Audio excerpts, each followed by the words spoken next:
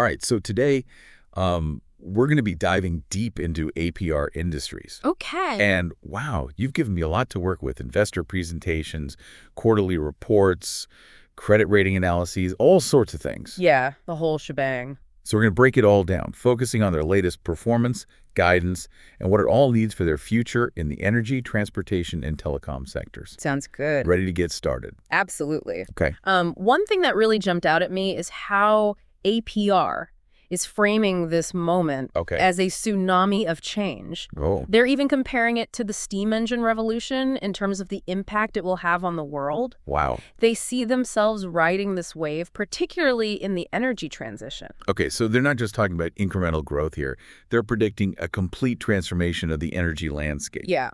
And they're betting big on being a key player in that transformation. Exactly. And a lot of that comes down to their main product, conductors, which are the backbone of power transmission. They're already the world's largest aluminum alloy conductor manufacturer, which puts them in a really strong position as demand explodes from all these renewable energy projects popping up. Okay, so they're in the right place at the right time with the right product. But what about their latest numbers? Did their performance in the most recent quarter live up to this tsunami of change rhetoric? Well, in their Q1 FY25 earnings call, they reported some interesting results. Revenue from conductors was up 14.5% year over year, reaching INR 8,031 crores. Transformer and specialty oils brought in INR 4,836.9 crores, a more modest increase of 4.2%. But their cable business saw a significant jump of 18.2%, reaching INR 3,858.9 crores. So it seems like they're firing on all cylinders with particularly strong growth in cables. Yeah. Is this in line with the guidance they provided in their previous concalls? Actually, it's interesting you bring that up. If we compare their latest guidance to previous pronouncements, there have been some shifts. Okay. In their FY24 Investor Day Concall back in August, they projected a 4x growth across their business verticals in the medium to long term. They were extremely bullish, citing the energy transition as a primary driver. That's a bold prediction. But have they held on to that level of optimism in their more recent communications? Well, in their Q1 FY25 earnings call, they acknowledged some headwinds, particularly regulatory delays in the US and Europe, Oh, which have slowed down some projects. They also cited higher interest rates as a factor in project postponements. However, they maintain that the long-term prospects for these markets remain strong.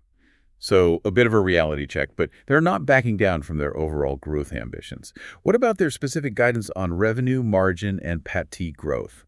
Have they adjusted their projections based on these challenges? They haven't provided specific figures in their recent calls, but they did emphasize a shift towards higher margin products. Okay. For instance, within the conductor segment, they're seeing a move towards their premium AL59 conductor, which offers better performance and commands higher prices. Ah, AL59. Yeah. We saw that mentioned in a few of the reports you sent. Yeah. What's so special about this conductor? It's lighter, more corrosion resistant, and ultimately more efficient than the traditional ACSR conductors that are commonly used in India. Oh. So not only are they selling more conductors, they're selling more of their higher value product, which is good news for their margins. That makes sense. So they're strategically positioning themselves within a growing market to capture more of the high-value opportunities. Yeah. What about capacity expansion? Can they keep up with this projected surge in demand? They're definitely investing heavily in expanding their production capacity. In their Investor Day Concall, they highlighted a significant increase in capital expenditure. Okay. Going from INR 145 crores in FY20 to INR 331 crores in FY24. Wow. And they announced a major greenfield expansion project at their Katalwada facility, which is expected to boost their revenue potential significantly. Okay. So they're putting their money where their mouth is, so to speak. Yeah. But what about their current capacity utilization? Are they running at full steam ahead already, or do they have room to grow before these new facilities come online? That's a great question. Yeah. Unfortunately, they haven't disclosed specific capacity utilization rates in their recent communications. Yeah, they don't. But based on their capital expenditure and expansion plans, it seems likely that they're anticipating a need for significant additional capacity in the coming years. So, reading between the lines, it seems they're expecting demand to outpace their current production capabilities. That's a good problem to have, but it does raise questions about their ability to execute on these ambitious plans. You're absolutely right. And that brings us to another key aspect you wanted to explore. What are the credit rating agencies saying about all of this? Are they confident in Apier's ability to deliver on its promises? They tend to be a pretty cautious bunch, Yeah, they are. so their perspective is always valuable. What's their take on Apier's financial health and growth prospects? Well, the good news is that APR has received credit rating upgrades in the last 2 years. Oh, wow, okay. They have a strong capital structure with a low debt-to-equity ratio, and they've been delivering a return on equity greater than 20%, Wow. which is impressive. So the credit rating agencies seem to be giving them a thumbs up. Seems like it. That's a good sign for investors who might be considering APR. But we also wanted to look at some other key metrics, like market share, realizations, and order book value. Did they provide any insights into those areas? They didn't disclose specific figures for their overall market share, but they did highlight their dominance in certain niches. For example, they claim to have over 85% market share in transformer oil for HVDC transmission systems. Hold on, HVDC, what's that? HVDC stands for high voltage direct current. Okay. It's a technology that's becoming increasingly important for transmitting large amounts of power over long distances, especially for integrating renewable energy sources into the grid. Okay. And APR is the leading provider of the specialized transformer oil needed for these systems. So they're not just riding the wave of the energy transition, they're carving out a leading position in a critical technology that's essential for making that transition happen. That's pretty impressive. It is. They also mentioned being the market leader in India for renewable cables. And with the aggressive push for renewable energy in India, that's a highly valuable position to hold. Okay, so they're strong in some key growth areas, but what about their overall order book value? Do they have a healthy pipeline of projects to support their ambitious growth targets? Unfortunately, they didn't disclose specific figures for their order book value in their recent calls, but they did touch upon some of the factors that could impact their ability to execute those projects, such as potential regulatory delays and supply chain disruptions. So while they're confident in the long-term demand, there are still some potential roadblocks to actually converting that demand into revenue. Exactly, and that's something investors will need to keep a close eye on as Apier's story unfolds. All right, so we've covered a lot of ground already. We have. Their latest quarterly numbers, their shifting guidance, their capacity expansion plans, and what the credit rating agencies are saying. But we still have a lot to unpack, including their performance in specific sectors and their deep dive into specialty oil products. Yeah, there's a lot more to get to. Well, let's take a moment to catch our breath, then we'll dive into those details. We'll be right back after a quick break. Welcome back. Now, before the break, we were talking about how Apiter is really well positioned for the energy transition. Right. But during their latest Investor Day Concall, they also gave us a really fascinating look into how each sector is performing. Yeah, they really break it down for us. They did. How each sector is contributing to their growth story and where they see the biggest opportunities. Exactly. Okay. So let's start with their conductors business, which has always been their main strength. Okay. They see a lot of potential in modernizing existing transmission and distribution networks. Okay. And remember how they emphasized the need for what they called grid hardening? Oh, yeah, making the grid more robust and flexible to handle all the ups and downs of renewable energy. Right, exactly. Because solar and wind power can be variable. So they see upgrading transmission lines with their advanced conductors and cables as a major revenue opportunity. Makes sense. In fact, they said that the transition to a green grid will require 3 times the conductor material compared to a traditional grid. Whoa, 3 times. That's a massive increase in demand. And they're also playing a key role in connecting renewable energy projects to the grid, right? Absolutely. They were talking about their expertise in developing specialized solutions for solar and wind farms to make sure the power transmission from those sources is efficient and reliable. Okay. And they even mentioned a recent project where they supplied conductors for a huge 1,500 megawatt solar park in Rajasthan. Wow, so they're not just talking about the energy transition, they're actually involved in making it happen. Exactly. That's pretty cool. It is. And it's not all about renewable energy. They also see traditional power generation as a big growth area, especially in emerging markets. They mentioned countries like Bangladesh and Nepal, where there are a lot of new investments happening in power infrastructure. Yeah, exactly. And they're using their experience in India to win projects in these new markets. They talked about a 400 kV transmission line project they successfully completed in Bangladesh, which was pretty challenging because of the terrain and all the different stakeholders involved. Oh, wow, so they're going global. Yeah. And taking advantage of all these opportunities. Yeah. Now, what about their cables business? Where are they seeing the most growth there? Yeah, what about the cables? Well, they highlighted a few key areas like railways, defense, and even undersea applications. Okay. For example, they're providing specialized cables for high-speed rail projects, Okay. and they're developing cables for naval applications that have to meet really strict quality and safety standards. Interesting. They even mentioned supplying cables for undersea data transmission, which is wild. I know, right? It's like their cables are literally connecting the whole world. Yeah. And it's not just standard cables. They're creating custom solutions for each project's needs. Yep. They emphasize their ability to design cables that can handle extreme temperatures, corrosive environments, and even mechanical stress. So they're bringing innovation and expertise to a bunch of different industries. That's right. That's cool. What about their oils business? I know they're the world's third largest transformer oil manufacturer. Right. But what makes them stand out in that market? Well, first of all, they're really investing in biodegradable, natural ester-based oils. Okay. Good for the environment. Exactly. It's a win for the environment, and it gives them an edge in a market that's becoming more and more focused on sustainability. Right. Everybody wants to be green these days. That's right. Okay. But here's what I found really interesting. They're even developing chip cooling oils for data centers. Oh, chip cooling oils. Didn't see that coming. I know, right? It's pretty cutting edge. Okay.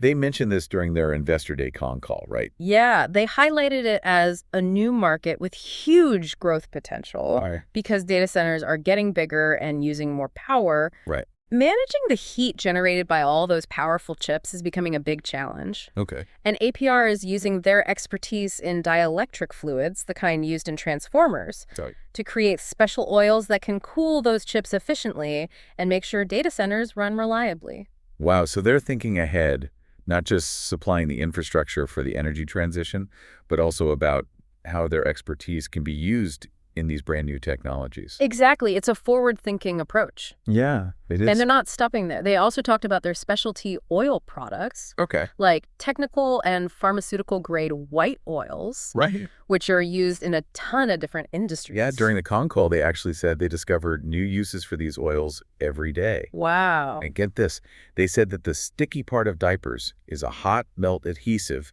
made with their oil. That's crazy. Yeah, I never would have guessed that.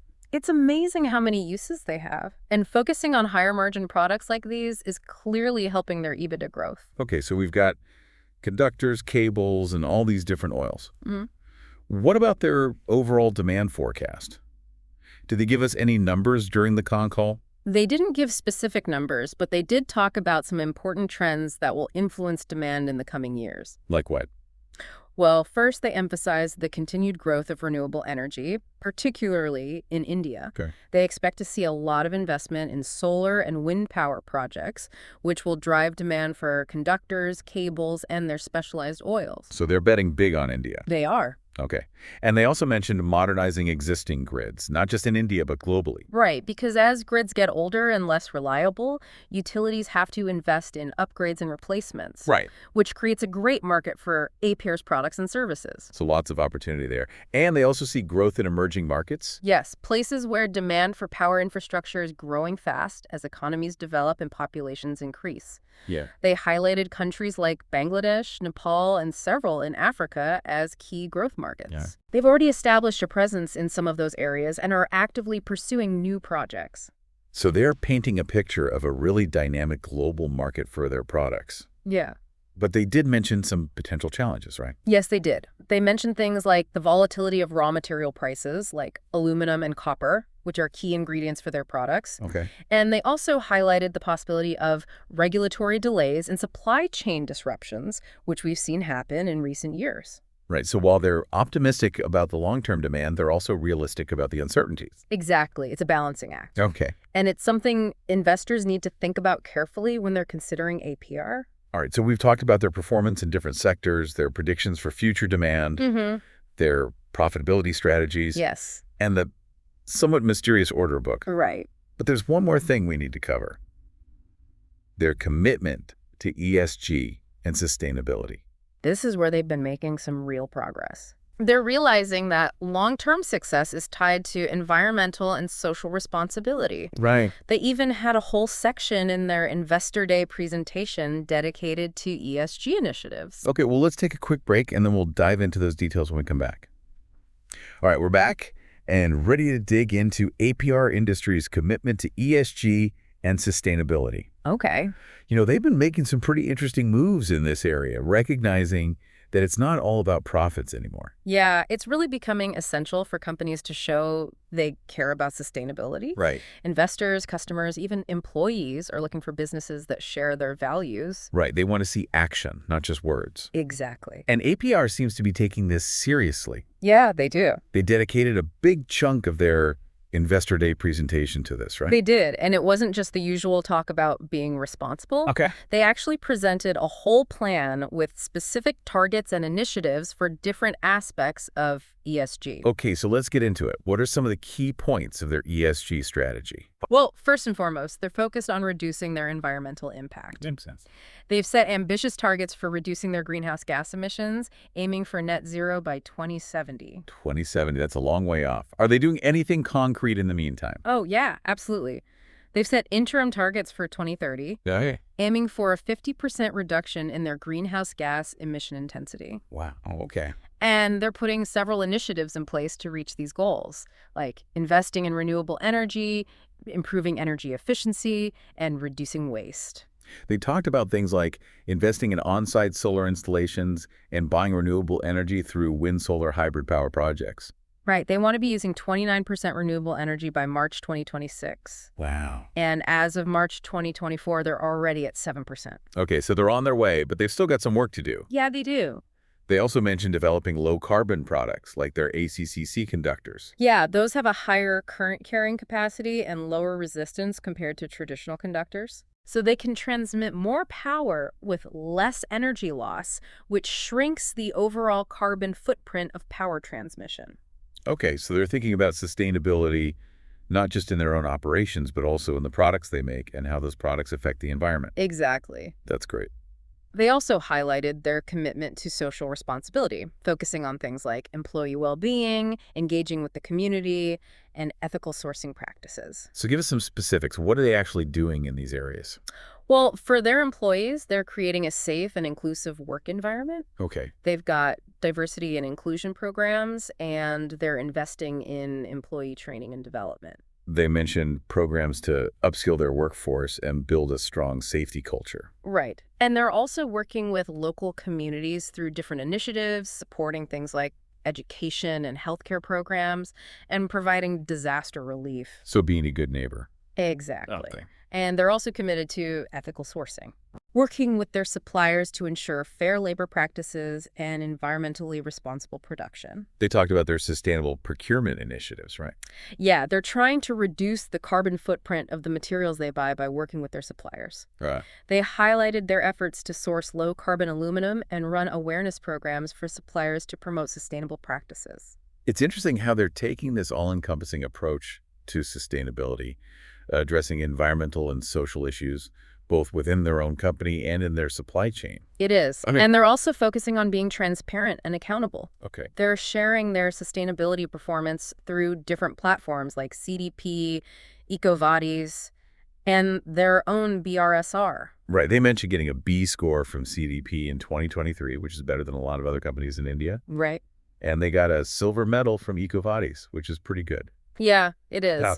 By sharing this information, they're demonstrating their commitment to transparency and showing they're willing to be measured against industry standards. So they're putting their money where their mouth is to some extent. Yeah, definitely. But did they mention any obstacles they've encountered in trying to achieve their ESG goals? They did acknowledge that it's not always easy to balance sustainability with profitability. Right. It's not always easy being green, they say. Exactly. Did they give any examples? Well, they talked about the EU's Carbon Border Adjustment Mechanism, or CBAM. CBAM, that sounds a little scary. It's basically a carbon tariff that will be applied to products from countries that don't have climate policies as strict as the EU. Okay.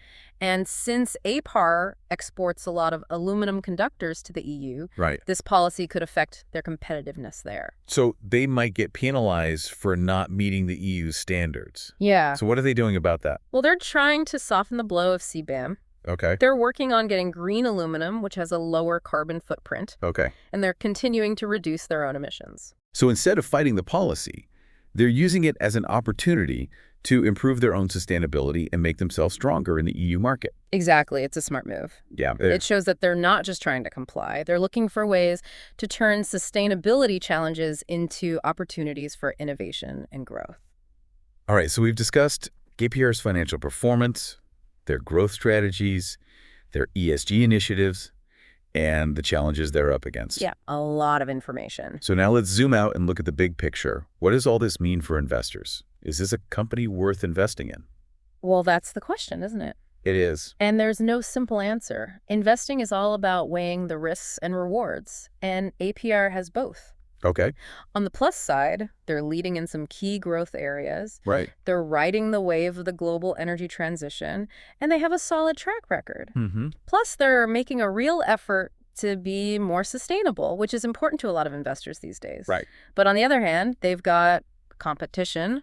Raw material prices are volatile, and there's regulatory uncertainty in some key markets. Right. Whether they can pull off their ambitious expansion plans and navigate these challenges will determine their future success. So it all comes down to how investors view APR's management, their ability to execute, and how well they can adapt to a constantly changing market. Exactly. And of course, investors need to consider their own goals and how much risk they're comfortable with. Yeah, definitely. APR Industries has a lot of potential, but there are definitely risks involved. There are. So do your research, weigh the pros and cons, and make an informed decision. Good advice. But whether you invest in APR or not, their story is pretty fascinating. It is. They're right at the forefront of a global energy revolution.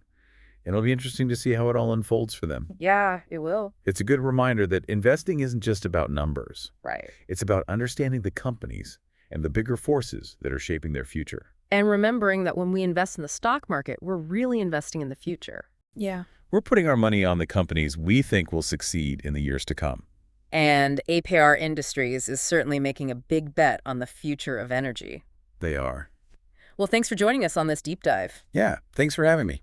We'll be back soon with another company, another story, another chance to explore the world of business and investing. Looking forward to it. Until then, happy investing.